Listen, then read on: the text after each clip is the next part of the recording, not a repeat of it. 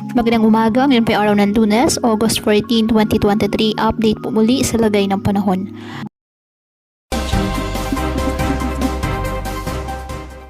Ayon sa Pag-asa, southwest monsoon o habagat pa rin ang nakakaapekto sa Southern Luzon, Visayas at Mindanao.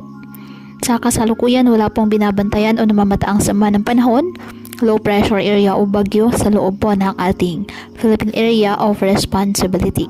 Wala ring nakataas na gale warnings anumang baybayin ng ating karagatan, kung kaya malayang makapamalaot ang ating mga kababayang mangingisda at may maliliit na sasakyang pandagat.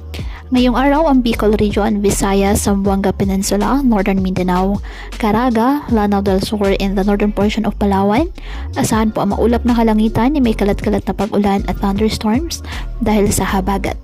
At ang Metro Manila at nalalabing bahagi ng bansa, bahagyang maulap hanggang sa maulap na halangitan with isolated rain showers or thunderstorms dahil pa rin sa habagat at localized thunderstorms.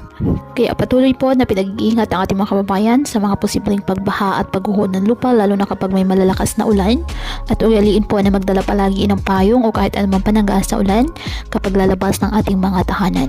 At yan po muna ang update sa lagay ng panahon ngayong araw. Muli patuloy po tayo na mag-ingat at palaging tandaan, God loves you. Stay safe and God bless po.